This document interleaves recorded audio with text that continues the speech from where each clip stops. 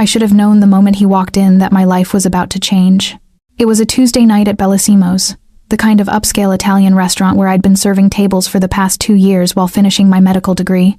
The dinner rush had finally died down, leaving only a handful of lingering guests nursing their wine and tiramisu. I was mentally calculating my tips, wondering if I'd made enough to cover this month's student loan payment, when the front door opened. 3 men entered first. They moved like shadows, silent, coordinated, their eyes scanning the restaurant with the kind of practiced vigilance that made my stomach tighten. They wore expensive suits that couldn't quite hide the bulk of whatever they carried beneath their jackets. My manager, Paolo, went pale. He actually took a step backward, nearly dropping the reservation book. Then he walked in. Even before I knew who he was, I felt it, that magnetic pull of someone who owns every room they enter. He was tall, easily over 6 feet, with dark hair styled back from a face that could have been carved from marble. Sharp cheekbones, a strong jaw shadowed with stubble, and eyes so dark they looked black in the restaurant's warm lighting. He wore a charcoal suit that probably cost more than my car, and he moved with the fluid grace of a predator. The entire restaurant seemed to hold its breath. Paolo rushed forward, stammering greetings in rapid Italian. I caught enough to understand this man didn't have a reservation, but he was being seated immediately at the best table, the private corner booth I'd been assigned for the evening. My section. Perfect. I grabbed menus and approached, forcing my hands not to shake. As a fourth-year medical student who'd worked in emergency rooms, I'd learned to keep my composure under pressure. But something about this man made my pulse race, in a way that had nothing to do with fear. Or maybe it had everything to do with it. "Good evening," I said, setting down the menus. "My name is Elena, and I'll be..." He looked up at me, and the words died in my throat. His eyes weren't just dark, they were endless, holding depths I couldn't begin to fathom. But there was something else there too. A flicker of interest. Maybe even surprise, as his gaze traveled over my face with an intensity that made heat rush to my cheeks. "Elena," he repeated, and my name sounded different in his deep voice, touched with an accent I couldn't quite place. Italian, but refined, cultured. Beautiful name. "Thank you," I managed, trying to regain my professional demeanor. "Can I start you gentlemen with drinks? Or would you like to hear our specials?" He continued watching me with that unnerving focus, as if he could see straight through to my bones. One of his men, a stocky guy with a scar bisecting his left eyebrow, leaned over and whispered something in his ear. The man's expression didn't change, but he gave the slightest nod. "Bring us a bottle of your best Barolo," he said, "and the chef's tasting menu for everyone." "Of course." I collected the menus, hyper-aware of his eyes following my every movement. "I'll have that right out for you." I walked to the bar on legs that felt unsteady, trying to shake off whatever spell he'd cast. Marco, the bartender, grabbed my arm as I approached. "Do you know who that is?" he hissed. "Should I?" "That's Dante Salvatore." He said the name like it explained everything. When I stared at him blankly, he shook his head in disbelief. "The Dante Salvatore. He runs the entire north side. Everything. The docks, the unions, half the politicians in this city. Paulo's probably in the back having a panic attack." My blood ran cold. Mafia. Of course. I'd been in this city long enough to know the Salvatore name, to understand that certain people operated above the law. I just never expected to serve one dinner. "Don't mess this up," Marco warned, uncorking an obscenely expensive bottle of wine. "And, whatever you do, don't stare at him. Men like that. They're dangerous." Too late for that. I'd already looked into those eyes and felt something shift inside me. The evening progressed with excruciating tension. I served each course with practiced efficiency, hyper-aware of Dante's gaze tracking my movements. His men spoke in low voices, but he remained mostly silent, occasionally asking me questions about the food, the restaurant, how long I'd worked here. Simple questions that felt loaded with hidden meaning. "You're not just a waitress," he observed as I cleared their appetizer plates. It wasn't a question. I hesitated. Something in his tone suggested he already knew the answer. "I'm in medical school. 4th year. A doctor." His lips curved into something that might have been a smile. "Interesting." Before I could respond, one of his men's phones buzzed. The scarred one answered, his expression darkening as he listened. He leaned toward Dante again, whispering urgently. This time, Dante's face changed just a flicker, a tightening around his eyes, but it was enough to tell me something was wrong. "Excuse me," he said, standing abruptly. His men rose with him. I need to make a call. They disappeared into the restaurant's back corridor, toward the private restrooms. I released a breath I didn't know I'd been holding, grateful for the reprieve from that intense scrutiny. I was checking on my other tables when I heard a heavy thud, followed by urgent voices. The back corridor. Without thinking, my medical training kicked in, and I moved toward the sound. What I found made my heart stop. Dante Salvatore was on the floor, his body convulsing, foam beginning to form at the corners of his mouth. His 3 men stood frozen in shock, guns drawn but useless against whatever invisible enemy had struck their boss down. Call 911, I shouted, already dropping to my knees beside him. No hospitals, the scarred man barked, his weapon now pointed at me. No police. No one can know. He's dying, I snapped back, my hands already checking Dante's pulse, his airway. Years of emergency medicine training overrode my fear. He's been poisoned. Look at the symptoms: rapid onset, convulsions, excessive salivation. My guess is organophosphate, probably in his food or drink. I could see it all clicking into place in Dante's lieutenant's eyes. The attempted assassination, the public venue, the timing. Someone had gotten to him in a place that should have been safe. Can you help him? He demanded. Dante's body jerked again, his back arching as another seizure hit. His lips were turning blue. Minutes. We had minutes before brain damage became irreversible. Get me to my car, I ordered. Now. I have emergency supplies in my medical kit. They didn't move. The scarred man's gun stayed level with my head, even as his boss lay dying at my feet. I don't care who you are or what you do, I said, looking him straight in the eye. But if you want him to live through the next 10 minutes, you'll get me my kit and clear this hallway. I need space to work. For a heartbeat, nobody moved. Then Dante's hand reached up, somehow finding the strength to grab his lieutenant's arm. The gesture was weak, but the command was clear. The gun lowered. Marco! I screamed toward the restaurant. My medical bag from my locker, now! What happened next became a blur of controlled chaos. Marco appeared with my bag, his face white with terror. I worked with the speed and precision drilled into me through countless emergency room shifts, administering atropine from my emergency supply. Thank God I'd restocked it after my last ER rotation. This will counteract the poison, I explained as I worked, my voice steady even though my hands wanted to shake. But he needs activated charcoal, and he needs it in the next few minutes. Someone poisoned him, probably less than 20 minutes ago, based on symptom onset. The scarred man I'd learn later his name was... Luca was already on his phone, barking orders in rapid Italian. Within minutes, another man appeared with medical supplies that shouldn't have been available outside a hospital. I didn't ask questions. I just worked. Slowly, agonizingly, Dante's convulsions eased. His breathing stabilized. The blue tinge faded from his lips, but he remained unconscious, his powerful body slack against the floor of a restaurant corridor while I knelt beside him. My fingers pressed against his pulse, monitoring every breath. He needs to be moved somewhere safe, I said quietly, and watched. For the next 12 hours, someone needs to monitor his vitals. If there's any change, respiratory depression, cardiac arrhythmia, he'll need immediate medical intervention. Luca studied me with cold calculation.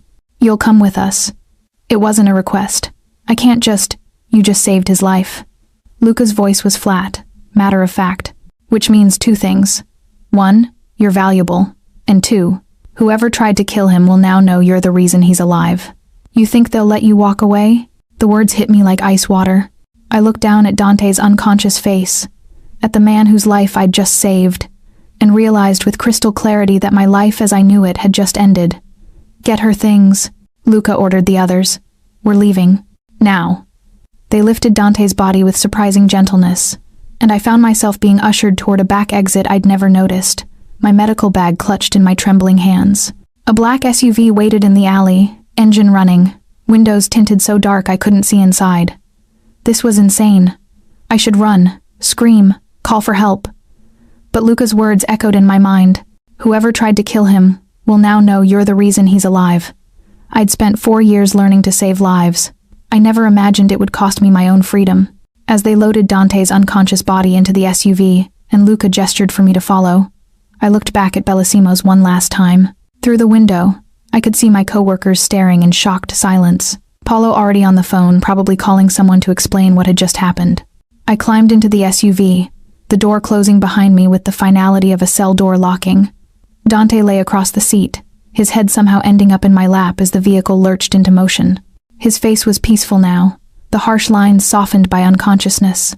I found myself smoothing his hair back from his forehead, checking his pupil response with my penlight. The medical professional in me unable to stop working even as my world crumbled around me. "Where are we going?" I asked.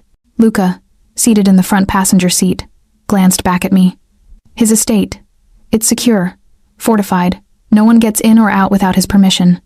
Or yours, apparently," I muttered. Something that might have been amusement flickered in Luca's eyes. "You've got courage, I'll give you that. Most people would be crying by now. I'll save the crying for when I know he's stable," I replied, my fingers finding Dante's pulse again. Still steady, strong. Right now I'm his doctor. Everything else can wait. As the city lights blurred past the tinted windows, Dante stirred slightly in my lap.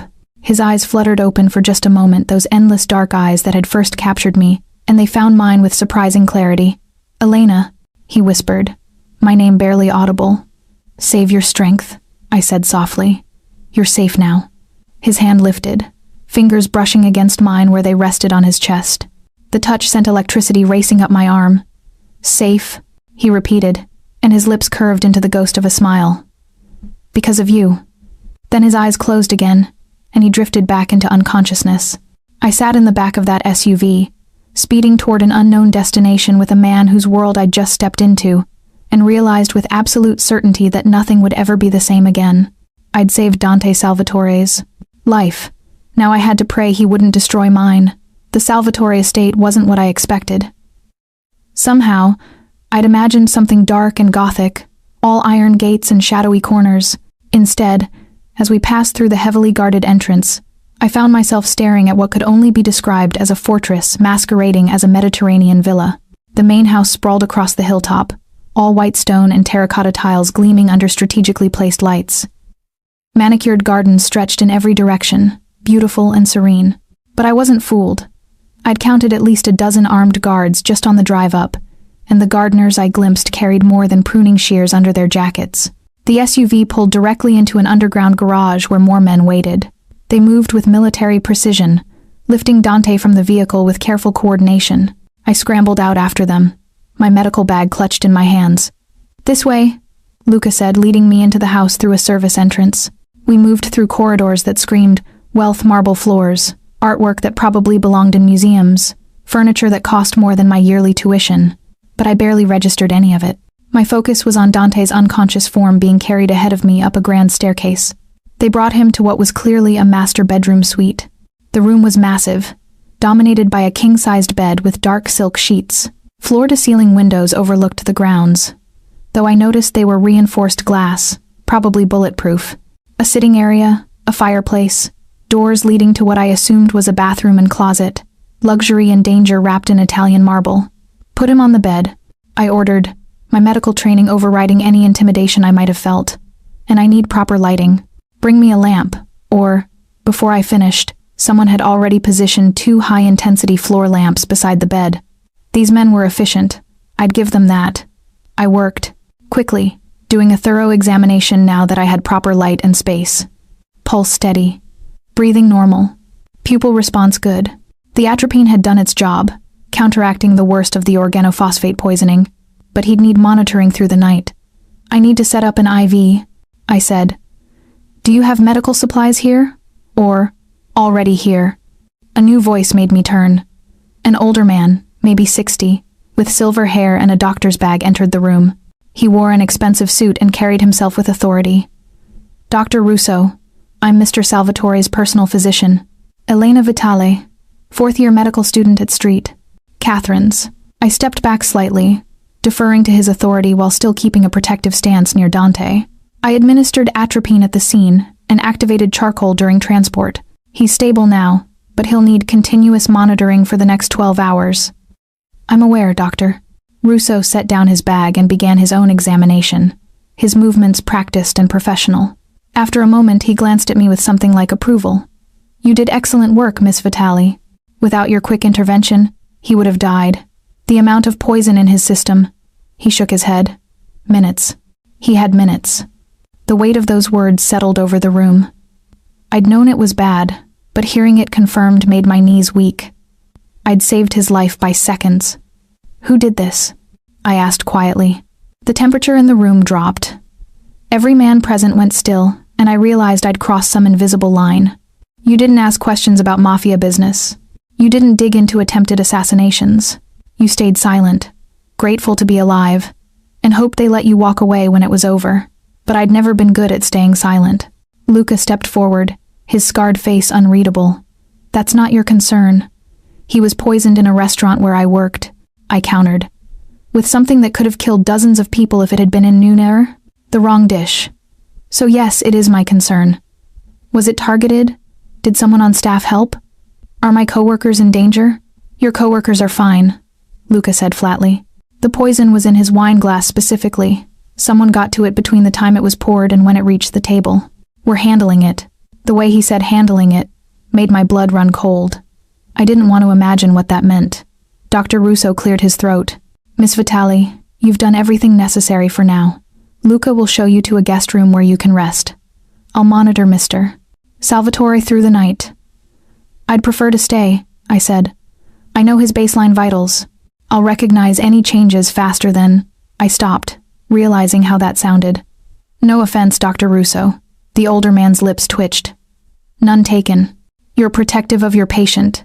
It's admirable. He glanced at Luca, some silent communication passing between them. Very well. You may stay, but I suggest you change out of your work clothes. Maria will provide you with something comfortable. An older woman materialized in the doorway as if summoned. She was short, round, with kind eyes that assessed me with grandmotherly concern. Come, dear, let's get you settled.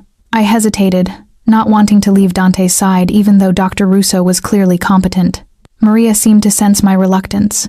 She moved to a door I hadn't noticed, apparently connecting to an adjoining suite, and opened it. His mother's rooms, she explained softly. Before she passed, God rest her soul. You can clean up and change here, but still be close if Dr. Russo needs you. It was a compromise I could accept. I followed Maria into a feminine suite decorated in soft creams and golds, a bathroom done in marble and crystal, a walk-in closet that still held clothes, elegant dresses, and casual wear that looked like they'd fit me perfectly. Dante never had the heart to clear her things out, Maria said, pulling out soft yoga pants and a cashmere sweater. She would have liked you. She always said Dante needed someone with fire in their eyes. She handed me the clothes with a meaningful look. Shower's there. Take your time. I'll bring you some food. After she left, I stood in the bathroom of a dead woman's suite, holding her clothes, in a Mafia boss's mansion, and finally let myself shake. The adrenaline was wearing off, replaced by the crushing reality of what had happened. I'd saved a Mafia boss's life. I'd been brought to his estate essentially kidnapped, though no one was using that word. And now I was. What? A prisoner? A guest? A witness who knew too much? The shower helped clear my head. The hot water washed away the restaurant grime, the sweat of fear, the traces of Dante's blood from where I'd checked his vitals. I stood under the spray and tried to think rationally. I couldn't just leave. They'd made that clear. Whoever tried to kill Dante would come after anyone who'd helped him. And even if they let me go, what would I walk into? Questions I couldn't answer? Danger I couldn't fight? But staying here meant entering a world I'd spent my whole life avoiding. My parents had left Italy to escape this life, the corruption and violence that came with men like Dante Salvatore. They'd raised me to believe in law, order, medicine, legitimate ways to make a difference in the world. What would they think if they could see me now? I dressed in the borrowed clothes they fit perfectly, which was somehow more unsettling than if they hadn't, and returned to Dante's room. Doctor, Russo had set up a proper IV and monitoring equipment that looked hospital grade. Dante lay still as death, except for the steady rise and fall of his chest. Vitals are stable, doctor, Russo reported. His body is metabolizing the poison. He should wake within the next few hours. I pulled a chair close to the bed and settled in to watch. Maria brought food, pasta, bread, wine, that I didn't touch, and I ate mechanically while monitoring Dante's breathing. Luca appeared in the doorway as the clock struck midnight. You should sleep. I'm fine. That wasn't a suggestion. I met his eyes. Neither was my answer. We stared at each other for a long moment. Then, surprisingly, Luca's mouth quirked in what might have been respect. "You're either very brave or very stupid. I'm a medical student surviving on coffee and spite," I replied. Brave and stupid are basically the same thing at this point. That actually got a laugh out of him, short and rusty, like he didn't do it often. "Doctor Russo, I'll take the next shift. You should rest." The older doctor looked between us, then nodded. "Call if anything changes. Anything at all." After he left, the room fell into silence, broken only by the soft beep of the monitoring equipment. Luca took up position in the corner, a silent shadow with a gun. I pretended not to notice. "How long have you worked for him?" I asked eventually, partly to stay awake, partly because I needed to understand this world I'd stumbled into. "Since we were 16, Luca said after a pause. "His father took me in when I had nothing. Dante and I. We're brothers, in every way that matters." There was fierce loyalty in his voice, the kind that explained why he'd pointed a gun at me in that restaurant corridor. Protecting Dante wasn't just his job, it was his purpose. "What will happen to me?" I asked quietly. "After he's better? That's up to the boss." Luca shifted, and I heard the creak of leather as he adjusted his weapon. "But if you're smart, you'll understand that you're valuable now. You saved his life. That means something in our world. It also means whoever tried to kill him knows who I am." Yes. The simple confirmation sent ice through my veins. "So I'm trapped here." "You're protected here," Luca corrected. "There's a difference." Was there? I looked at Dante's sleeping face, so peaceful despite the violence that surrounded his life. What kind of man was he, really? A ruthless crime lord who deserved to die for his sins? Or something more complicated? Around 3 a.m, Dante stirred.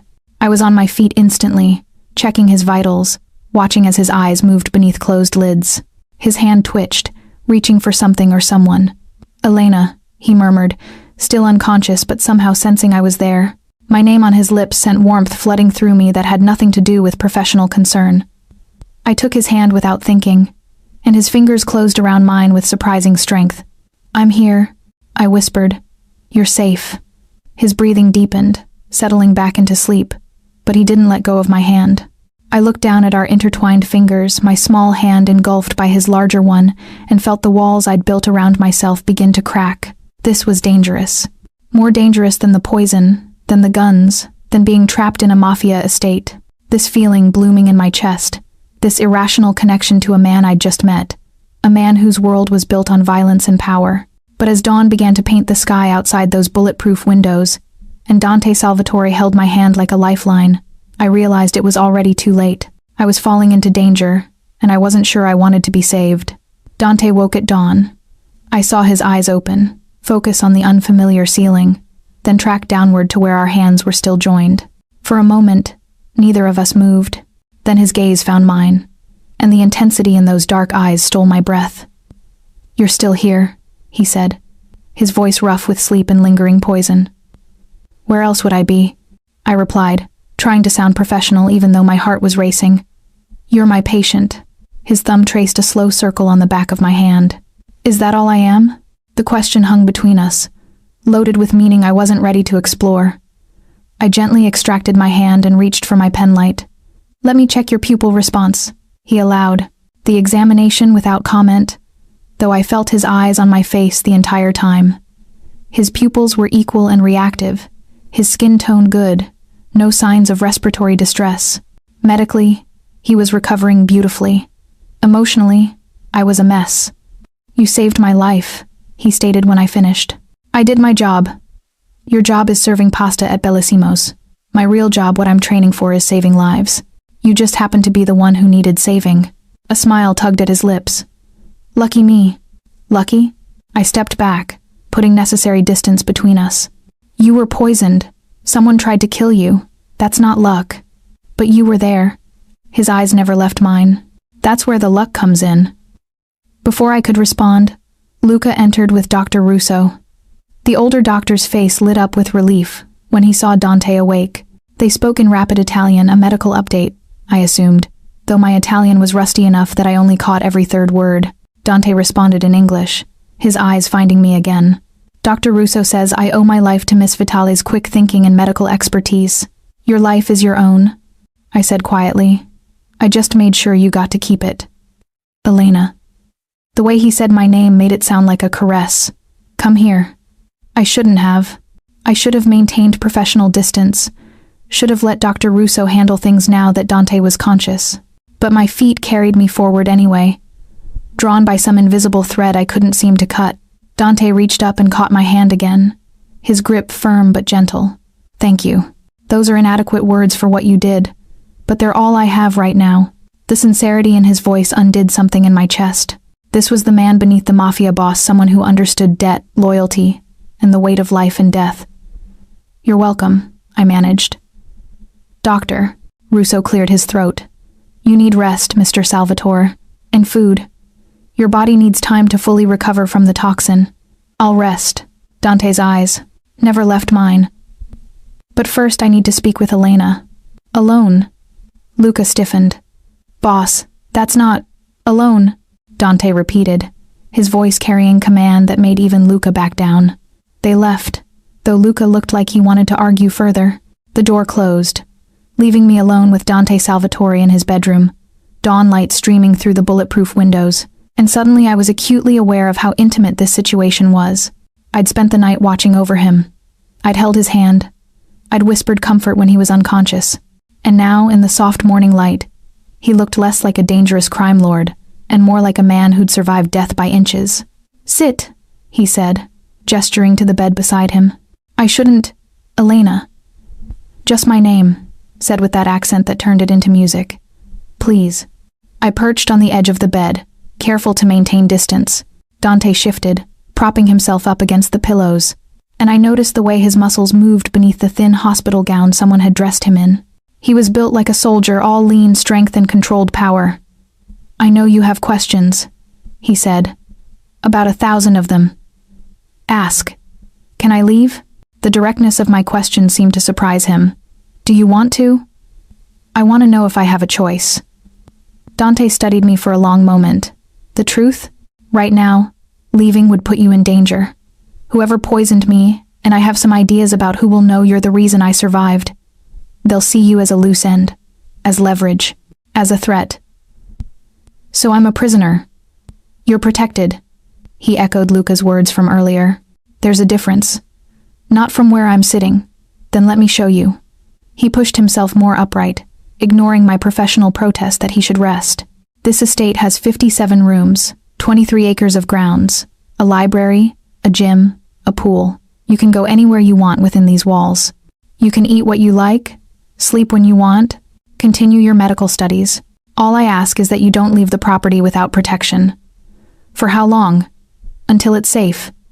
And when will that be? His jaw tightened. When I've dealt with the people who did this. The unspoken threat in those words made me shiver. What does dealt with mean? You don't want to know. Don't I have a right to know? You said I'm in danger because of them. Don't I deserve to understand what's happening? Dante reached out and caught my chin, tilting my face toward his. The touch was gentle, but the intensity in his eyes was anything but. You want the truth? Fine. The Marchetti family has been trying to muscle in on my territory for months. They've already hit 3 of my businesses, killed 2 of my men. This, he gestured to himself, to his poisoned body, was their boldest move yet. And it failed, because of you. So now what? Now I remind them why you don't come at a Salvatore and miss. The quiet menace in his voice should have terrified me. Instead, I found myself asking, what will you do to them? What do you think? I pulled back from his touch, standing up and putting the bed between us. I think I don't want to know. I think I've spent my whole life training to save people, and you're talking about killing them. They tried to kill me first. That doesn't make it right. It makes it survival. He threw back the covers and stood, ignoring the IV still in his arm. He was taller than I remembered, broader, and even weakened by poison he moved with predatory grace. You think this world runs on right and wrong, on ethics and morality? It doesn't. It runs on power, on showing strength, on making sure that when someone tries to kill you, you hit back twice as hard. That's reality. Elena, he stepped closer, and I found myself backed against the window. You don't have to like it. You don't have to understand it, but you're in it now, whether you want to be or not. We stood toe to toe, his body radiating heat, his eyes burning with something between anger and desire. I should have been afraid, but all I felt was alive, more alive than I'd felt in years of careful, controlled studying and planning. I didn't ask for this, I whispered. Neither did I. His hand came up to cup my face, thumb tracing my cheekbone. But here we are. What do you want from me? Right now, I want you to stay, to be safe, to give me time to eliminate the threat against you. His voice dropped lower. Tomorrow? Next week? I'm not sure yet, but I know that watching you work last night, seeing your courage, your skill, the way you ordered my men around without fear, something in me recognized something in you, Dante. And the way you held my hand while I slept, the way you whispered that I was safe. His forehead touched mine, our breath mingling. No one's made me feel safe in a very long time, Elena. The vulnerability in his words cracked something open inside me. This man, this dangerous, powerful man who commanded armies and struck fear into his enemies, was telling me I made him feel safe. It was absurd, impossible, and absolutely, devastatingly true. This is crazy, I breathed. Probably. I barely know you. Then get to know me. You're a criminal. And you're a woman who just spent 12 hours holding my hand while I fought off poison. I think we're past pretending labels matter. He was right. God help me. He was right. Whatever this was between us, attraction, connection, something deeper and more dangerous, it had already taken root. I'm scared, I admitted. Of me? Of what I'm feeling. Dante's smile was soft, tender, at odds with his fearsome reputation. Good. Fear means you're smart. It means you understand the stakes. His thumb traced my lower lip, sending electricity racing through me. But Elena? I'm scared too. Because in one night, you became the most dangerous person in my world. How? Because I care whether you live or die. And in my business, caring is the fastest way to get yourself killed. Before I could respond, he kissed me.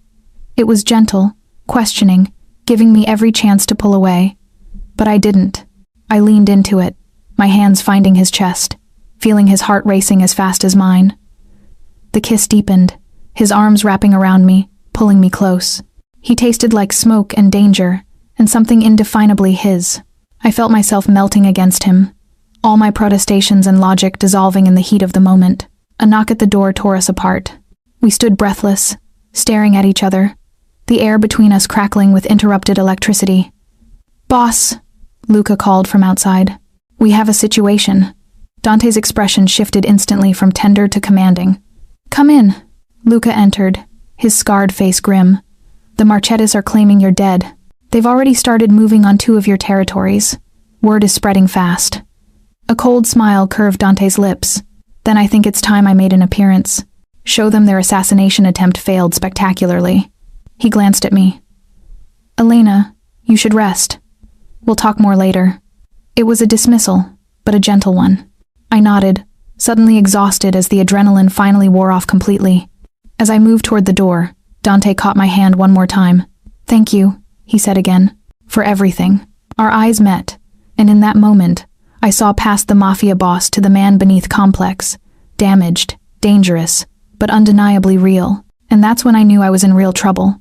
Because I wasn't just attracted to Dante Salvatore. I was starting to care about him. And in his world, caring could get me killed. I slept through most of the day in the late Mrs. Salvatore's suite, waking only when Maria brought food and checked on me with grandmotherly concern. Through the connecting door, I could hear muffled voices, Dante conducting business, giving orders, his voice shifting between Italian and English with fluid ease. I should have felt like a prisoner. Instead, curled in luxurious sheets that probably cost more than my car, I felt safe, protected, which was absurd considering I was being held in a Mafia estate because someone wanted me dead. Or maybe not so absurd, because Dante was right, leaving would put me in danger. Staying kept me alive, but staying also meant getting closer to him, and that kiss this morning had already crossed lines I couldn't uncross. By evening, Maria insisted I join the household for dinner. "Mr. Dante specifically requested your presence," she said, laying out a dress on the bed. "And he doesn't take no for an answer." The dress was stunning deep emerald silk that matched my eyes, elegant but not overly formal. It fit perfectly, like everything else in this dead woman's wardrobe. I stared at my reflection in the mirror, barely recognizing myself. I looked like I belonged here, in this world of wealth and danger. I hated how much I liked it. Maria led me through the mansion to a formal dining room that could have seated 20 but was set for only 4. Dante sat at the head of the table, dressed in a fresh suit despite having been at death's door just hours ago. He looked completely recovered, powerful and commanding. But when his eyes landed on me, something softened in his expression. "Elena," he stood, as did Luca and another man I didn't recognize. "You look beautiful." Heat crept up my neck. "Thank you. Though I feel a bit like I'm playing dress-up in someone else's clothes. My mother would be pleased to see them worn again." Dante pulled out a chair to his right. "Sit, please." I took the offered seat, hyper-aware of his proximity. The other man, introduced as Marco, one of Dante's captains, sat across from me. Luca took the seat beside him, and the whole thing felt bizarrely like a family dinner despite the fact that everyone except me was probably armed. Servers appeared with wine and multiple courses of Italian cuisine that rivaled anything I'd served at Bellissimo's. The conversation flowed around me, business talk, carefully edited to exclude specifics, probably for my benefit, but I caught enough to understand that Dante's resurrection had sent shockwaves through the criminal underworld. "The Marchettis are scrambling," Marco reported between courses. "They'd already started making moves on your territory, thinking you were dead. Now they look weak and foolish." "Good." Dante's voice was cold. "Let them scramble. Let everyone see what happens when you come at me and fail." "What about the girl?" Marco's eyes flicked to me. "No offense, miss, but word's already spreading that you're here. The Marchettis will figure out you're the reason their poison failed." "Elena is under my protection," Dante said flatly. "Anyone who touches her dies. Make sure that message gets out loud and clear." The casual way he discussed my potential murder made my stomach turn. I set down my fork, appetite gone. "I think I'd like to be excused." "Elena," Dante began. "I'm tired. It's been a very long day." I stood, not waiting for permission. "Thank you for dinner." I made it to the door before Dante caught my arm. "Wait. I'm fine. Really. I just need some air. Then let me show you the gardens." His hand slid down to capture mine. "Please. You've been cooped up inside all day." I should have said no. Should have gone back to my borrowed room and locked the door. But his thumb was tracing circles on my palm, and those dark eyes held something that looked like genuine concern beneath the commanding exterior. "Fine," I agreed. "But just the gardens. And then I'm going to bed." "Just the gardens," he echoed, though the small smile on his lips suggested he didn't believe I'd send him away that easily. He was right. Damn him. The gardens were breathtaking in the twilight, meticulously maintained paths winding through roses and jasmine, a fountain burbling at the center of it all. But I couldn't relax, couldn't enjoy the beauty, because I could see the guards. They were everywhere, subtle but present, weapons barely concealed beneath their jackets. "You really live like this?" I asked. "Constantly surrounded by armed men? Always watching for threats?" "Since I was 16, Dante replied. "When my father was killed and I inherited his empire, you were just a child. I stopped being a child the day I watched him die." His voice was matter-of-fact, but I heard the pain beneath it. He was shot during a meeting betrayed by someone he trusted. I was there. I watched him bleed out on a restaurant floor not unlike where you saved my life last night. The parallel wasn't lost on me. "Is that why you looked at me the way you did? When I was trying to save you?" "Maybe." He led me to a bench overlooking the fountain. "Or maybe it's because I've spent the last 15 years surrounded by people who only see the boss, the leader, the man with power, and then you burst into that corridor, saw me dying, and your only thought was how to fix me. Not who I was, not what I could do for you.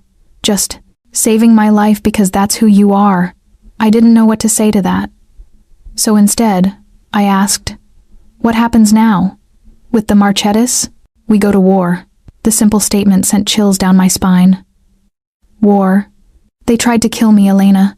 They failed.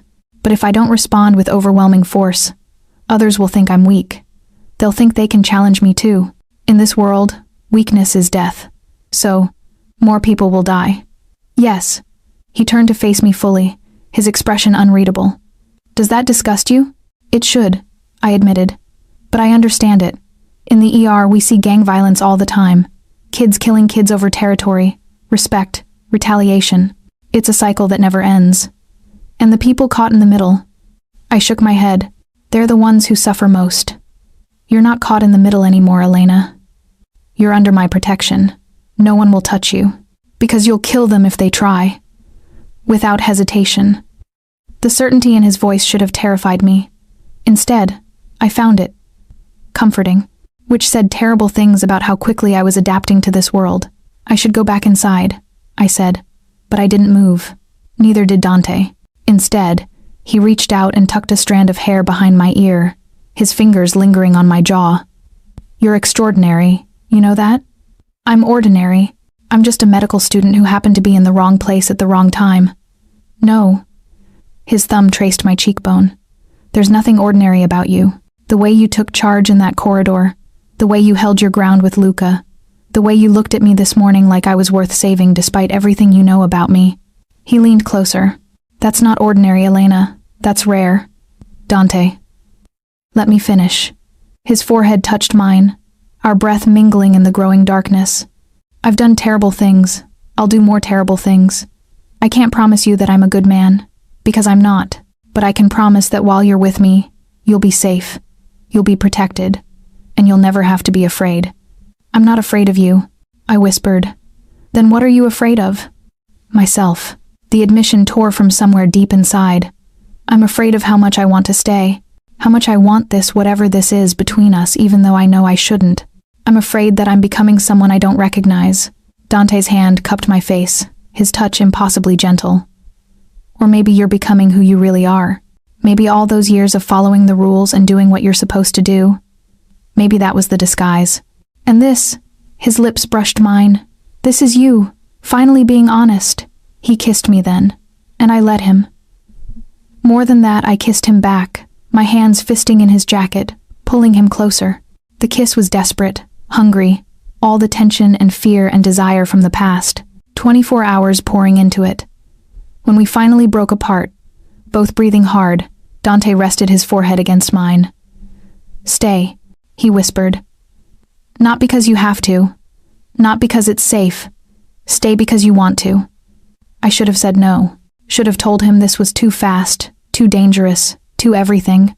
Instead, I found myself saying, okay. The smile that lit his face was devastating, genuine joy mixed with relief and something deeper I wasn't ready to name. He pulled me against him, and I let myself sink into his warmth, his strength, the solid reality of him. A gunshot shattered the peaceful moment. Dante reacted instantly, his body covering mine as he pulled me down behind the bench. More shots rang out, too close, the peaceful garden transforming into a war zone in seconds. Stay down, Dante ordered, his voice hard with command. But I lifted my head enough to see guards running, weapons drawn, shouting in Italian. And there at the garden's edge, near the wall that was supposed to keep threats out, men in black, returning fire. The Marchettas had found us, and they'd brought the war to Dante's doorstep. Chaos erupted around us. Dante kept his body between me and the shooters, his hand reaching beneath his jacket to produce a gun I hadn't known he was carrying. The casual way he checked the magazine and chambered a round told me this wasn't his first firefight. Elena, listen to me carefully, he said, his voice deadly calm despite the bullets flying overhead. When I say run, you run for the house. Don't look back. Luca will meet you at the door. Understand?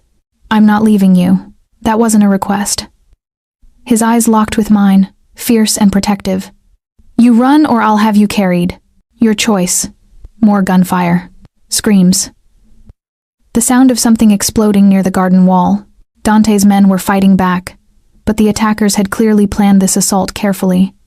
Now, Dante pushed me toward the house as he stood, providing cover. Fire. I ran. Every instinct screamed at me to go back, to help, but I forced my legs to carry me toward the mansion. Luca appeared exactly where Dante said he would, grabbing my arm and hauling me through the door. The safe room? He barked at someone. Now. No. I dug in my heels. I'm a medical student. If anyone's hurt, I can help. Luca looked at me like I'd lost my mind. Miss Vitali, the boss ordered. The boss isn't here. I pulled free of his grip. Where do you keep medical supplies? We have doctors on call, who aren't here yet, So unless you want your men bleeding out while we wait, show me your supplies. Now, something shifted in Luca's expression, respect maybe, or recognition that I was as stubborn as his boss. This way. He led me to a room I hadn't seen before, equipped like a field hospital. Cabinets full of supplies, trauma equipment, even a portable surgical setup. These men were prepared for exactly this kind of violence. I was gathering supplies when the first casualties arrived. 2 of Dante's guards, both shot, both bleeding heavily. Training took over. I worked quickly, efficiently, triaging wounds and barking orders at the men who watched with something like awe. You, I pointed at a young guard.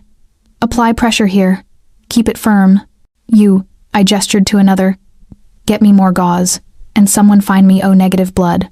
This one's going to need a transfusion. More wounded came. I lost track of time, lost track of everything, except the work. Gunshot wounds, shrapnel injuries, 1 man with a concussion from an explosion. I treated them all, moving between patients with practiced precision. I was suturing a particularly nasty laceration when Dante appeared in the doorway. He was covered in soot and blood, hopefully not his own, and his expression when he saw me elbow deep in medical work was indescribable. You were supposed to be in the safe room, he said quietly. I was more useful here. I tied off the last stitch. How? Many more? That's all of them. My men secured the perimeter. The attackers retreated. He moved closer, and I saw the rage simmering beneath his controlled exterior.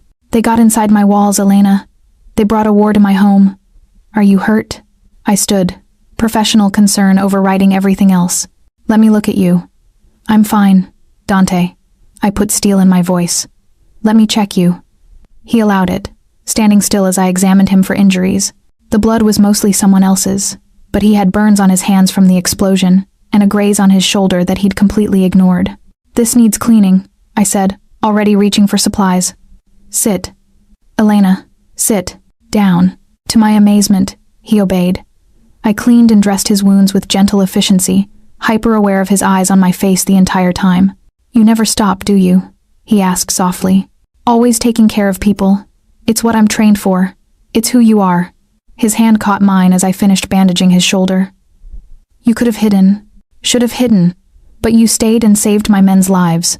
I couldn't just, I know. That's what makes you remarkable. He pulled me closer, between his legs, his hands settling on my hips. Do you understand what you've done? Those men in there, they'd die for me because it's their job. But now they'd die for you because you showed them you're worth dying for. The weight of that statement settled over me. I didn't do anything special. You treated them like human beings instead of soldiers. You saved their lives with the same skill and care you used to save mine. His thumb traced circles on my hip. In one night, you've become more important to this organization than you realize. I should have pulled away, should have maintained professional distance. But I was exhausted, terrified, coming down from an adrenaline high, and Dante's solid presence was the only thing keeping me grounded. I was scared, I admitted. When those shots rang out, when I saw you stand up to draw their fire, I thought, I couldn't finish the sentence. I'm hard to kill. His smile was grim. The Marchettis are learning that the hard way. This is because of me. They attacked because I'm here, because I saved you. No. His grip tightened. This is because they're desperate and stupid. But you're right that they know you're important to me now. Which means you can't leave. It's not safe anymore. Was it ever? Probably not. He stood, pulling me with him. Come on. You need rest. So do you. I have work to do. Retaliation to plan. Security to reinforce. He saw my expression, and his voice softened. This is my world, Elena. This is what I do. Let me help.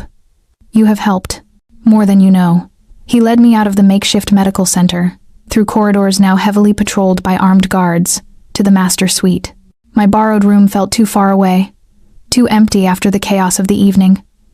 Stay here tonight, Dante said, reading my mind. You'll be safer in my suite. I'll take the couch.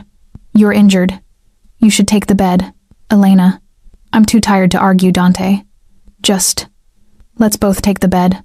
It's big enough for an army anyway. The look he gave me was heat and hope and hesitation all mixed together. Are you sure? Was I? This was crossing yet another line, blurring yet another boundary. But tonight had proven something to me. I was already in this, Already his, whether I admitted it or not. I'm sure. We both changed me in the bathroom, him in his closet, and met at opposite sides of the massive bed. The sight of Dante in simple black pajama pants, his muscled chest bare except for my white bandages, did things to my pulse that had nothing to do with medical concern. We lay down, carefully maintaining distance, both of us staring at the ceiling as if it held answers to questions we were afraid to ask. "Thank you," Dante said into the darkness, "for saving my men tonight, for being brave when you had every reason to hide. Thank you for protecting me, for keeping me safe even when it put you in more danger." Silence stretched between us, loaded with everything we weren't saying. Then Dante's hand found mine in the darkness, our fingers intertwining. "I should sleep," I whispered. "You should." Neither of us moved. And then, somehow, I was turning toward him and he was pulling me close, and I was tucking myself against his uninjured side with my head on his chest. His arm wrapped around me, holding me secure, and I felt his lips brush my forehead. "Sleep," he murmured. "I'll keep you safe." Against all logic, I believed him. In the arms of a mafia boss, surrounded by violence and danger, I felt safer than I had in years. I fell asleep to the steady rhythm of his heartbeat, the rise and fall of his breathing, the solid warmth of him surrounding me. And when I woke hours later to find him watching me in the pre-dawn light, his expression soft with something that looked like wonder, I realized the most dangerous thing in this entire situation wasn't the Marchettis or the guns or the war brewing outside these walls. It was the way my heart was beginning to belong to Dante Salvatore. I woke alone. The bed beside me was empty but still warm, which meant Dante hadn't been gone long. Sunlight streamed through the reinforced windows, and I could hear voices from the other room, tense, urgent conversation in rapid Italian. I dressed quickly in more borrowed clothes, jeans, and a soft sweater this time, and ventured into Dante's study, following the voices. What I found made me freeze in the doorway. Dante stood behind his massive desk, completely transformed from the man who'd held me last night. His face was hard, expression carved from stone, as he stared down at someone kneeling on the floor. Luca and 3 other men I recognized from the estate formed a semicircle around the figure. "Please," the kneeling man begged in English. I had no choice. They threatened my family. "Everyone has choices, Paolo." Dante's voice was cold, empty of any emotion. "You chose to betray me, to let those men through the south gate, to put everyone in this house in danger." My breath caught. The attack last night, someone had helped the Marchettis get through the security. "I'll do anything," Paolo sobbed. "Please, Mr. Salvatore, I've worked for you for 5 years, which makes your betrayal even worse." Dante picked up a gun from his desk with casual, terrifying ease. "You knew what this would mean." "Dante," I heard myself say. Every head turned toward me. Paolo's face lit with desperate hope. Luca looked grim. And Dante's expression didn't change at all, which was somehow more frightening than if he'd shown anger. "Elena," he didn't lower the gun. "Go back to the bedroom. Don't do this. This doesn't concern you. You're going to kill him. That concerns me." I stepped into the room despite every instinct screaming to run. "He said they threatened his family. Maybe nothing." Dante's voice cut like a blade. "He made a choice. Now he faces the consequences. What about second chances? What about mercy? Mercy gets you killed in this world." His eyes finally met mine, and they were empty. The man who'd held me last night was gone, replaced by the ruthless boss everyone feared. "This is who I am, Elena. This is what I do. If you can't handle it, leave." The challenge was clear. Accept him as he was killer, boss, judge, and executioner, or walk away. I looked at Paolo, sobbing on the floor. I thought about his family, the threat he'd faced, the impossible choice between loyalty and love. Then I thought about Dante's men who'd been shot last night, about the violence that had invaded this house, about the fact that mercy to Paolo meant potential death for others. "Can I talk to you?" I asked quietly. "Alone. For just a minute." Dante studied me for a long moment. Then, surprisingly, he nodded. "Everyone out. Paolo stays on his knees." The room emptied except for us and the traitor. I moved to Dante's side, close enough that only he could hear me. "I'm not asking you to let him go," I said softly. "I understand the rules of your world well enough now to know that's not possible. But his family, the ones the Marchettis threatened, are they still in danger?" Something flickered in Dante's eyes. "You want me to protect the family of a man who betrayed me. I want you to break the cycle. The The Marchettas threatened innocent people to force his hand. Don't let them win by making more innocent victims. And Paolo? That's your decision. I'm not going to tell you how to run your organization. But his family, I held his gaze. They didn't choose this. Don't punish them for his mistakes. Dante looked at me for what felt like an eternity. Then he turned back to Paolo. Your family will be protected, he said, his voice still cold but with an edge of something else, calculation maybe, or grudging respect. I'll have them moved to a safe house under my protection. The Marchettas won't touch them. Paolo's sob of relief was cut short when Dante continued. But you still betrayed me. That can't go unanswered. He looked at Luca. He has until sunset to leave the city. If he's still here after dark, kill him. Make sure everyone knows why. It wasn't mercy exactly, but it was more than I'd expected. Paolo was dragged from the room, still sobbing, now with gratitude mixed with his fear. When the door closed behind them, Dante set down the gun and turned to me. You shouldn't have interfered. I know. You made me look weak in front of my men. I know that too. And yet you did it anyway. He stepped closer, and I couldn't read his expression. Why? Because despite everything, I think there's more to you than just the ruthless boss. Because you held me last night like I was precious. Because when I look at you, I see someone who understands duty and loyalty and the weight of impossible choices. I met his eyes. And because his family shouldn't suffer for his mistakes. You're going to be the death of me, Dante said. But there was something almost like warmth in his voice. My men already think you've bewitched me. Now you've made me show mercy to a traitor. I didn't make you do anything. You chose to protect his family. That was all you. He pulled me against him, his hand tangling in my hair. You're changing me. I don't know if that's good or dangerous. Maybe both. His laugh was surprised, genuine, definitely both. Then his expression sobered. But Elena, you need to understand what you saw in there. That's the reality of my world. I can't always show mercy. Sometimes I have to be ruthless to keep everyone safe. Can you accept that? Could I? I thought about the men I'd treated last night. The violence that was apparently routine in this world. The fact that Dante's mercy still meant Paolo had to flee or die. I don't know, I admitted. But I'm still here. For how long? The question hung between us. Before I could answer, Luca burst back into the room, his phone in hand and his expression urgent. Boss, we have a problem. The Marchettas are calling for a sit-down. Dante's entire demeanor shifted, becoming predatory. What kind of sit-down? Neutral ground. Tomorrow night. They want to negotiate terms. Luca's jaw tightened. They're claiming the attack last night was unauthorized rogue elements they've since dealt with. Bullshit. Dante's voice was flat. They're scrambling because the attack failed and they know I'm planning retaliation. Probably.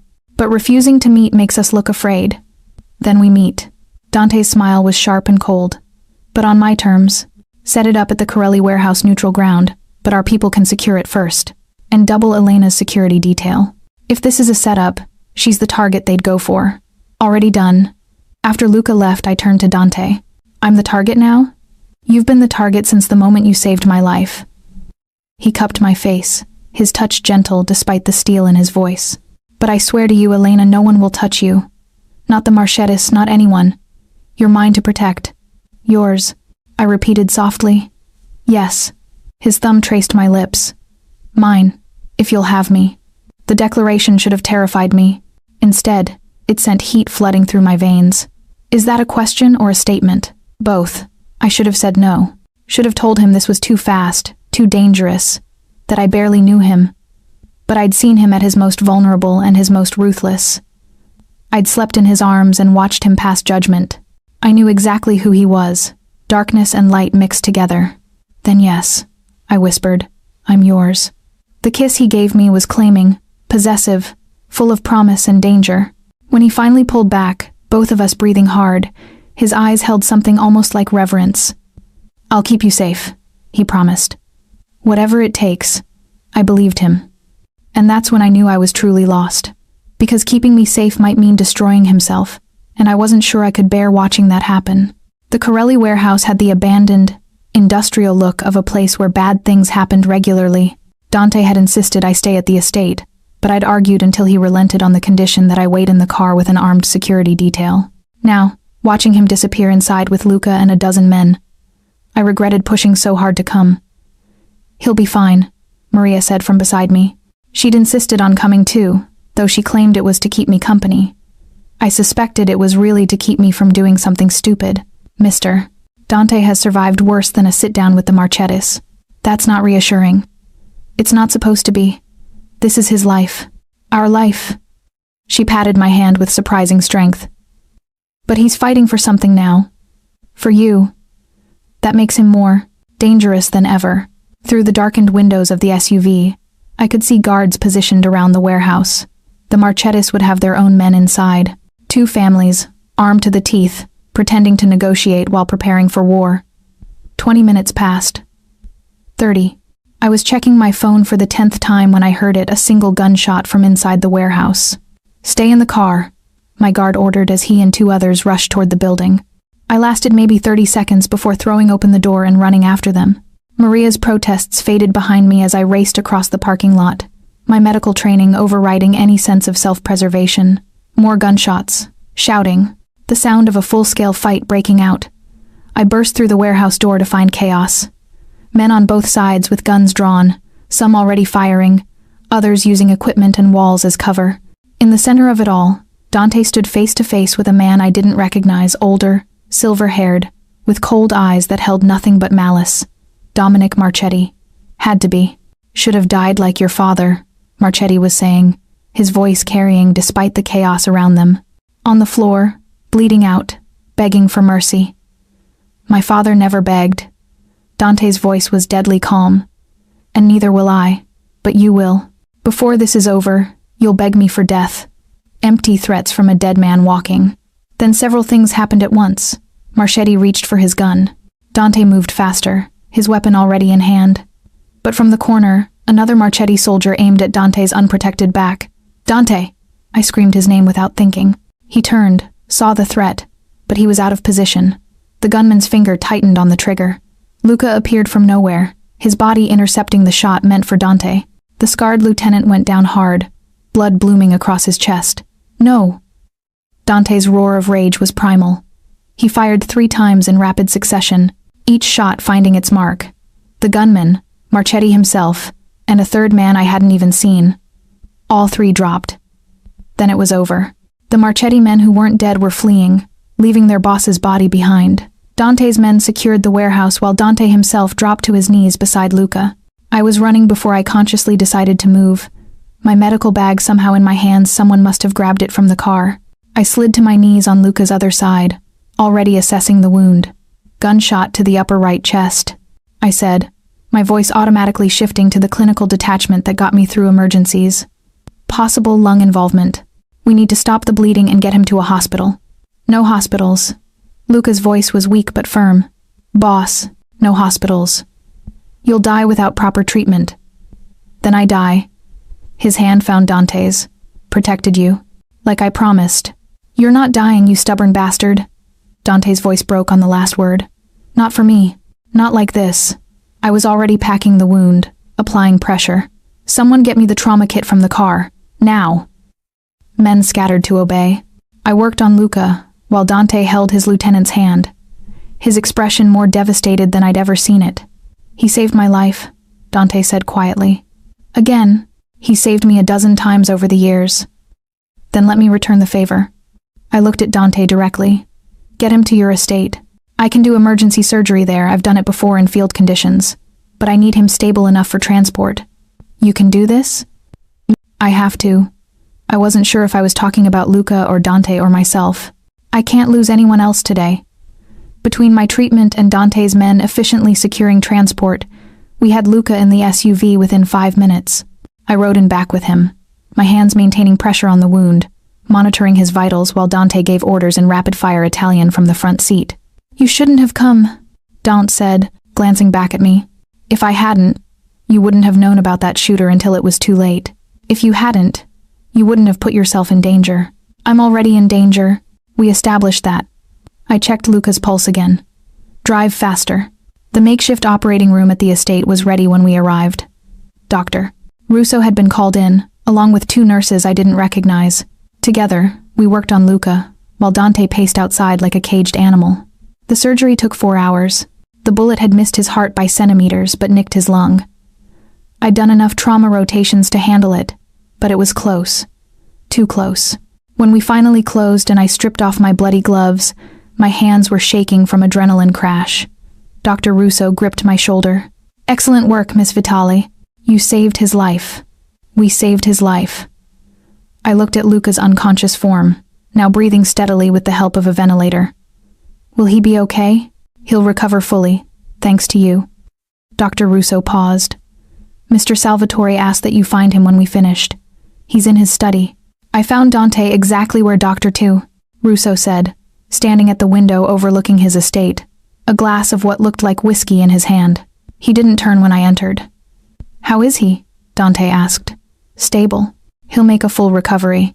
Dante's shoulders sagged with relief so profound it was almost physical. "Thank you." "You don't have to thank me. You saved another person I care about." He finally turned, and his eyes were raw with emotion. "Do you understand what you mean to me now? You saved my life. You saved my men. You saved Luca, who's been my brother since we were boys." He crossed to me in 3 strides, his hands framing my face. "How am I supposed to let you go after this? Who said anything about letting me go? You should leave. Run far away from this life. From me, from all the violence and danger. Is that what you want?" "What I want is to keep you safe." "Then, keep me here." I covered his hands with mine. "I'm safest with you. We both know that. Elena, I watched you tonight. I saw you kill 3 men without hesitation to protect your people. I saw you drop to your knees for a man who's your brother in all but blood." I held his tortured gaze. "I know exactly who you are, Dante Salvatore. And I'm still here. I'm still choosing you." The kiss was desperate, fierce, full of fear and relief and want. He backed me against his desk, his hands everywhere, and I clung to him just as desperately. We'd both come so close to losing each other tonight. The need to affirm we were alive, together, whole, was overwhelming. "I need you," Dante breathed against my lips. "Tell me you're mine. I'm yours," I whispered back. "Completely yours." His hands were already working at my clothes when reality crashed back in. Someone cleared their throat from the doorway. We broke apart to find Dr. Russo, looking apologetic. "I'm sorry to interrupt, but Luca is asking for both of you." We rushed back to the medical room to find Luca awake, weak but alert. His eyes found us both, and a ghost of a smile touched his lips. "Did I get him?" Luca asked. "You got him," Dante confirmed, his hand gripping his friend's shoulder. "You got all of them. The Marchettis are scattered. Dominic is dead." "Good." Luca's gaze shifted to me. "You saved my life. You saved his." I nodded toward Dante. "We're even." "No, we're family now." Luca squeezed Dante's hand weakly. "Anyone who saves both of us, that's family." The simple declaration moved me more than any formal acceptance could have. In this world, family wasn't just blood. It was loyalty, sacrifice, trust. Dante pulled me close against his side as we stood watching Luca drift back to sleep. "He's right, you know. You're family now, part of this world. There's no walking away from that." "I know. And you're okay with that?" I thought about everything I'd seen in the past few days. The violence, yes, but also the loyalty. The danger, but also the protection. The darkness in Dante, but also the light. "I'm okay with it," I said. "As long as you are." His arm tightened around me. I've never been more sure of anything in my life. But even as he said it, I saw something flicker in his eyes, worry or maybe fear. Because in his world, caring about someone made them a target. And I'd just become the biggest target of all. The next 2 days passed in strange suspension. Luca recovered rapidly, his room becoming a constant flow of visitors, men paying respect to the boss's right hand who'd taken a bullet for him. The Marchetti organization had fractured without Dominic's leadership. Their remaining captains either killed in the warehouse firefight or scattered to the winds. Dante's power had been reaffirmed in blood. I should have felt safe. The immediate threat was gone. I could theoretically return to my life, finish medical school, go back to my apartment, pretend none of this ever happened. But I'd crossed a line. Every time Dante looked at me with heat in his eyes. Every moment I spent treating his wounded men and learning their names, their stories. Every night I fell asleep in his arms, feeling safer than I had anywhere else in my life. I'd chosen this world, chosen him. But had he really chosen me? I found him in his study on the 3rd evening, surrounded by papers and maps of the city, planning the restructuring of territories now that the Marchettis were gone. He looked up when I entered, and the transformation in his expression from cold calculation to warmth made my heart skip. "You should be resting," he said, even as he pushed back from the desk to pull me into his lap. "So should you." I traced the tired lines around his eyes. "You've barely slept since the warehouse. Too much to do." The Marchetti collapse created a power vacuum. "Other families are already circling." He pressed a kiss to my temple. "But that's not your concern. Everything about you is my concern now." His arms tightened around me. "Elena, we need to talk." The serious tone made my stomach drop. "That's never good. The danger's past. The Marchettis are finished. You could leave now. Go back to your life." He tilted my face up to meet his eyes. "I could arrange protection, make sure you're safe to finish your degree, start your residency. Are you sending me away?" "I'm giving you a choice. A real one, not one forced by immediate danger." His thumb traced my cheekbone. "Because once you commit to this life, to me, there's no going back. You'd be known as mine. A target, a weakness. Every rival would see you as leverage against me. I'm already a target. You said so yourself. That was different. That was survival. This is choosing to stay in danger permanently." He searched my face. "I can't promise you a normal life, Elena. I can't promise safety or peace or anything most people take for granted. All I can promise is that I'll protect you with everything I have. And if I want more than protection? What do you want?" The question hung between us. What did I want? A week ago, I would have said to finish medical school, start my residency, maybe eventually have a practice. Simple, clean, legal. Now? "I want you," I said simply. "Not the boss, not the protector. You. The man who holds me at night like he's afraid I'll disappear. Who shows mercy when he could show strength. Who loves his men like brothers and carries the weight of their lives on his shoulders." Dante's expression shifted, vulnerability bleeding through his usual control. "You see too much. Or maybe you hide too little from me." I cupped his face. "I know what I'm choosing, Dante. I'm choosing the danger along with you, the violence along with the loyalty, the darkness along with the light. I'm choosing all of it, because I'm choosing you. I don't deserve you. That's not for you to decide." I kissed him softly. "So stop trying to send me away, for my own good, and accept that I'm staying." His answer was to kiss me deeply, thoroughly, until we were both breathless. When he finally pulled back, his eyes held wonder and heat in equal measure. "Then stay," he said. "Be mine, in every way that matters." The promise in those words sent heat flooding through me. "Dante, not like this." He set me gently on my feet and stood, not in my office where anyone could interrupt. Not when I'm covered in blood and stress. He took my hand. "Come with me." He led me through the mansion to his private wing, past the master bedroom to a door I'd never seen open. Inside was an apartment within an apartment, sitting room, bathroom, and beyond that, a bedroom that was all masculine elegance and understated wealth. "This was going to be for a wife," Dante said quietly. "Back when I thought I might have something resembling a normal marriage, before I accepted what I really am." He turned to me. "But if you'll have it, have me. It's yours. You're yours. No obligations, no contracts. Just stay." I looked around the beautiful space, then back at the man offering me a life I'd never imagined wanting. "On one condition." His eyebrows rose. "You're negotiating with me?" "I'm establishing boundaries." I stepped closer. "I stay, but I finish medical school. And once I'm a doctor, I work here, treating your men, or at a clinic, whatever makes sense. But I don't become just an accessory to your life." Something like pride flickered in his eyes. "You want your own purpose. I need my own purpose. I can be yours and still be myself. Deal." He pulled me close, though I reserve the right to be insanely overprotective about your safety. I'd expect nothing less. His kiss this time was different, less desperate, more deliberate, a claiming yes, but also a cherishing. He backed me toward the bed with reverent care, his hands learning the shape of me with aching tenderness. When we finally came together, it was explosive and gentle, fierce, and tender, everything I'd never known I needed. He whispered my name like a prayer, and I held him like he was the only solid thing in a spinning world. Afterwards, wrapped in expensive sheets with Dante's arms around me, I felt something click into place. This was my choice, my life now, And despite everything, the danger, the violence, the impossibility of it all, I'd never felt more certain of anything. "What are you thinking?" Dante asked, his fingers tracing lazy patterns on my bare shoulder. "That I saved your life in a restaurant corridor, and somehow you saved mine right back. How do you figure? You made me brave.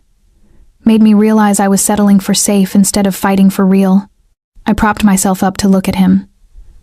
"My whole life I've played by the rules, done what was expected, and I was miserable without even realizing it. And now I'm terrified and exhilarated and more alive than I've ever been." I kissed him softly. "So thank you. For kidnapping you. For keeping me." His laugh was real, unguarded, beautiful. He rolled us so I was pinned beneath him, his eyes holding mine with an intensity that stole my breath. "I'm going to keep you forever," he promised. "Marry you, if you'll have me. Build a life with you. Give you everything I can." That sounds like a proposal. That sounds like a warning. But he was smiling. "Because I don't do anything halfway, Elena. If you're mine completely. Can you handle that?"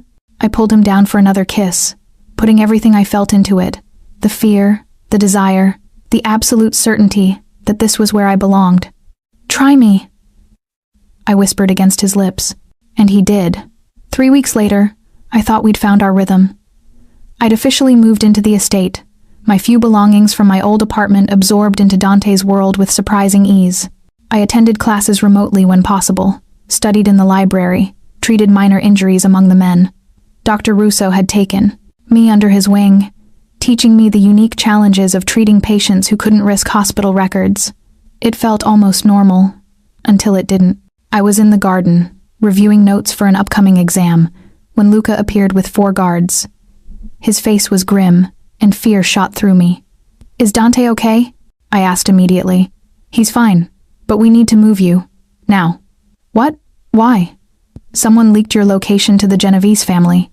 They're planning a hit not on the boss, on you, to draw him out." Luca was already hustling me toward the house. "We're taking you to a safe house until we eliminate the threat." Everything happened fast. I was bundled into an SUV with a full security detail, driven through the city to a nondescript building that looked abandoned but was clearly a Salvatore stronghold. The apartment inside was sparse but secure reinforced walls, no windows, supplies to last for days. "Dante's on his way," Luca assured me. "But he wanted you secured first." "This is because of me," I said. "They're targeting you through me. They're targeting us because they see an opportunity. That's on them, not you." His scarred face was fierce with loyalty. "Your family. We protect family." He left me with 2 guards outside the door and instructions not to leave under any circumstances. I paced the small apartment, my medical textbooks forgotten, wondering how my life had become a series of safe houses and security details. My phone buzzed. "Dante, are you okay?" His voice was tight with tension. "I'm fine. Scared, but fine." "Where are you?" "Dealing with the Genovese problem." "Elena, I need you to listen carefully. Whatever happens, you stay put. Don't try to come after me, don't argue with the guards. Promise me." "Dante, what are you planning?" "What I have to." There was steel in his voice. "They came after you. That can't stand. Don't do anything stupid. Stupid would be letting them think you're fair game." His voice softened. "I love you, Elena. Whatever happens, remember that." The call ended before I could respond, leaving me staring at my phone with ice in my veins. Whatever happens. That sounded too much like goodbye. An hour passed. 2. I tried to study, tried to eat the food my guards brought, tried to stay calm, but I couldn't shake the feeling that something was wrong. When the explosion rattled the building, I knew I was right. "What was that?" I demanded, yanking open the door. My guards had weapons drawn, phones to their ears, confusion on their faces. "Unknown. Possible car bomb. 3 blocks away. A distraction. It had to be. We need to leave. Now. Miss Vitali, our orders are about to get us all killed." That explosion was to draw Dante's men away from me, which means the lights cut out. In the darkness, I heard movement. Too much movement. My guards cursed in Italian, and then I heard the wet sound of flesh being struck, bodies hitting the floor. I ran. Through the dark apartment, hands outstretched, feeling for the back door I'd seen earlier. Behind me, footsteps, shouts, the unmistakable sound of a gun being fired. I burst through the back exit into an alley, my heart pounding. A car screeched to a halt at the alley's mouth. Wrong car, wrong men. I bolted the other direction, but hands caught me, dragging me backward. I fought, using everything I'd learned from self-defense classes, but there were too many of them. A cloth pressed over my face, chemical sweet, and the world went fuzzy. My last thought before darkness took me was of Dante, and the fear I'd never see him again. I woke to the smell of cigarettes and mold. My head pounded, mouth dry, hands zip-tied behind my back. I was in what looked like an abandoned warehouse, seemed to be a theme in the Mafia world, bound to a chair in the center of a large empty space. She's awake. The voice belonged to a man I didn't recognize. Mid-40s, expensive suit, cold eyes. He approached with the casual confidence of someone used to having power. Miss Vitale, sorry for the rough treatment, but you're proving quite difficult to acquire. He smiled, and it was reptilian. I'm Anthony Genovese. Where are my guards? Dead, I'm afraid. Occupational hazard. He circled me slowly. Now, you're probably wondering why you're here instead of already dead. The thought crossed my mind. You're bait, obviously. For Salvatore. He'll come for you, we'll kill him, and this city's power structure realigns. Simple plan. He paused. But I'm a curious man. I want to understand what makes you special. What convinced Dante Salvatore, who's never kept a woman for more than a night, to risk everything for you? Maybe he has good taste. That earned me a backhand across the face. Pain exploded through my jaw, and I tasted blood. Let me be clear, Genovese said, his voice still pleasant despite the violence. I'm going to hurt you. A lot. And I'm going to make sure Salvatore knows about every second of it. Because that man needs to understand he's not untouchable. That the things he loves can be taken from him. He picked up a knife from a nearby table, testing the edge. Where should we start? Before he could move closer, the warehouse's main door exploded inward. Dante. He entered like a force of nature, gun in hand, death in his eyes.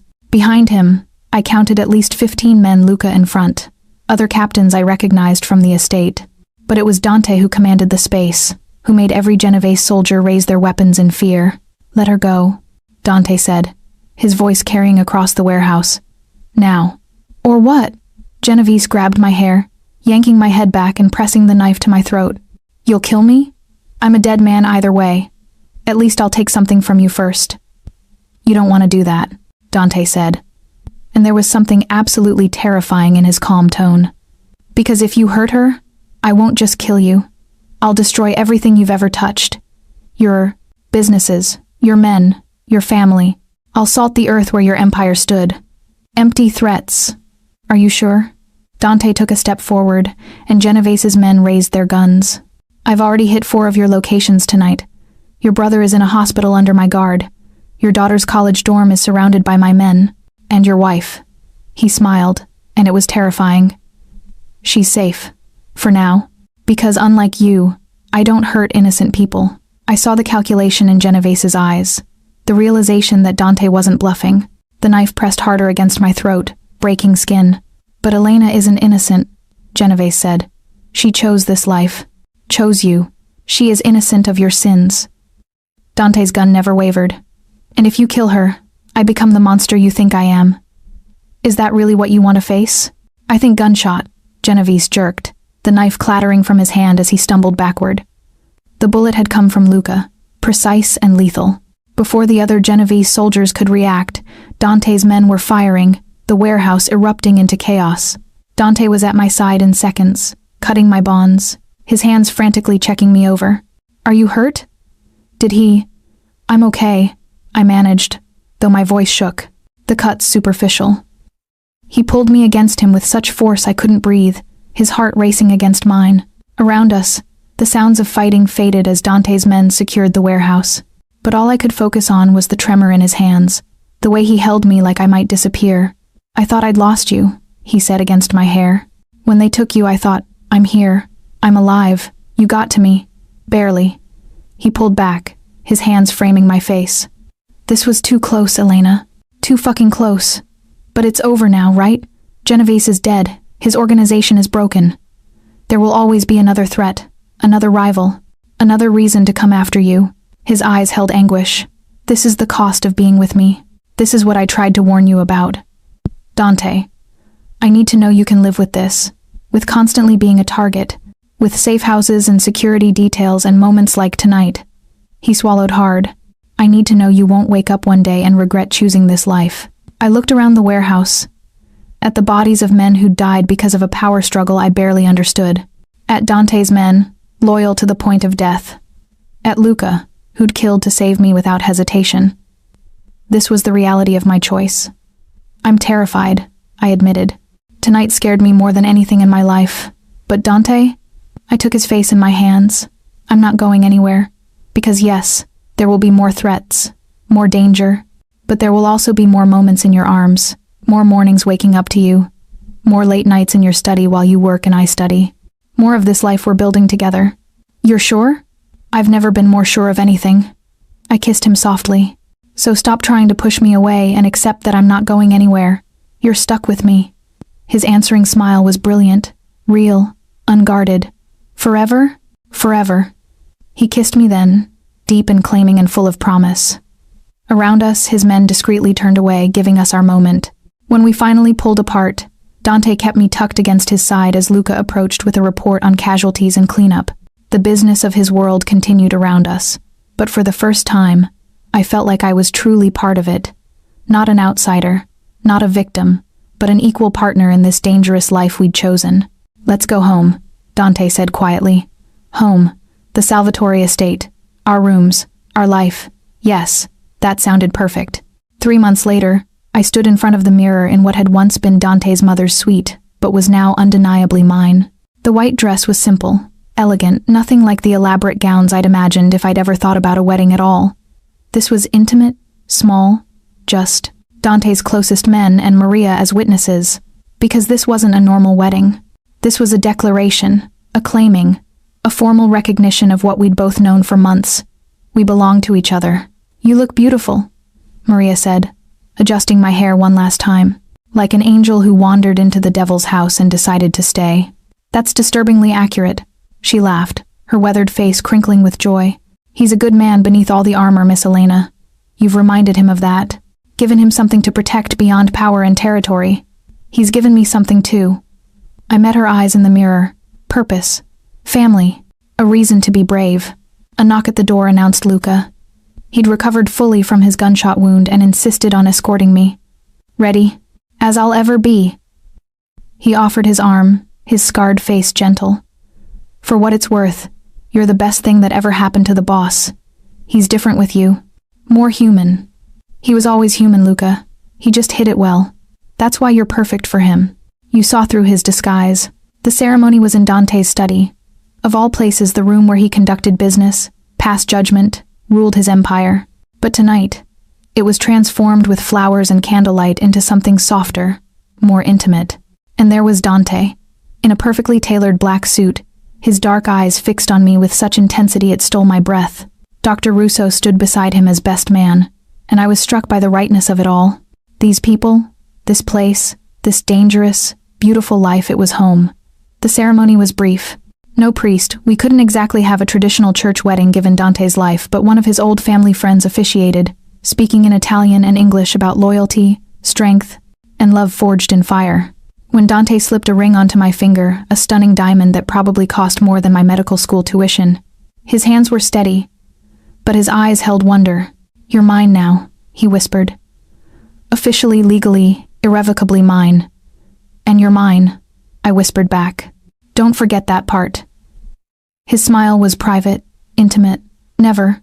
The kiss was chaste by our standards, considering the audience, but it held promise for later. His men cheered, and Maria cried, and I felt something settle in my chest. This was real. This was permanent. Afterwards, there was food and wine and toasts that ranged from heartfelt to raunchy. Luca gave a speech about how I'd saved both his and Dante's lives, making me family twice over. Dr. Russo welcomed me as a colleague, mentioning that he'd already submitted paperwork to have me officially join his practice once I graduated. Even hardened criminals got misty-eyed when talking about their boss finding love. As the evening wound down and guests departed, Dante and I found ourselves alone in our bedroom. The same room where I'd first kept vigil over his poisoned body. The same bed where we'd first admitted our feelings. Full circle. Mrs. Salvatore, Dante said, testing out my new name. How does it feel? Strange. Terrifying. Perfect. I moved into his arms. Ask me again in a year. In a year you'll be Dr. Salvatore. We'll have this conversation all over again. His hands worked at the buttons on my dress with practiced ease. But tonight, you're just mine. My wife. My partner. My salvation. That's a lot of pressure. You can handle it. The dress pooled at my feet. You've handled everything else I've thrown at you. Fair point. I helped him out of his jacket, his tie. Though I reserve the right to complain when you're being overprotective. Deal. And I reserve the right to ignore your complaints when your safety is at stake. We came together like we had countless times before, but this felt different. Weighted with promise. With permanence. With the knowledge that we'd chosen each other despite, or maybe because of, all the obstacles. When he finally made love to me, as his wife, it was tender and fierce, and absolutely right. Later, wrapped in each other in expensive sheets, Dante traced the fading scar on my throat from Genovese's knife. I still have nightmares about that night, he admitted quietly. About what could have happened if we'd been 5 minutes slower. But you weren't. You saved me. You saved me first. His lips brushed the scar. In that restaurant. And every day since. Then I guess we saved each other. Is that how you see it? I thought about the woman I'd been 3 months ago, cautious, controlled, playing by all the rules. And the woman I was now braver, wilder, living a life I'd never imagined possible. I see it as two broken people finding their missing pieces in each other. I said, you gave me courage. I gave you compassion. Together, we're better, he repeated. I like that. He pulled me closer. I love you, Elena Salvatore, more than I knew I could love anyone. I love you too, all of you. The boss and the man, the darkness and the light. We fell asleep like that, tangled together, safe in our fortress of power and protection. Outside, Dante's men kept watch. In the city beyond, our names carried weight and fear and respect. But here, in our private sanctuary, we were just Dante and Elena, husband and wife. Two people who'd found each other in the most unlikely circumstances and chosen to build something beautiful from the danger. My phone buzzed on the nightstand, a text from my study group asking if I'd be at tomorrow's review session. I smiled at the mundane normalcy of it. Tomorrow I'd go back to being a medical student, working toward my degree. The day after, I'd treat injuries in our makeshift clinic. Next week, Dante had a meeting with a rival family that might turn violent. This was my life now. Medical textbooks and mob meetings, surgery practice and security details. Love forged in danger and sustained by absolute trust. What are you smiling about? Dante murmured sleepily. Just thinking about how I saved a Mafia boss's life in a restaurant corridor, and ended up finding mine in the process. His arm tightened around me. Best decision I ever made. Collapsing in front of you. It wasn't a decision. It was poisoning. Semantics. I laughed, burrowing deeper into his warmth. Outside, dawn was beginning to paint the sky. A new day. A new chapter. And I was ready for whatever came next. Because I'd learned the truth. Love isn't found in safety and comfort. Sometimes it's found in danger and chaos. When someone looks at you across the wreckage of everything you thought you knew and says, stay. And you realize you've already been home all along.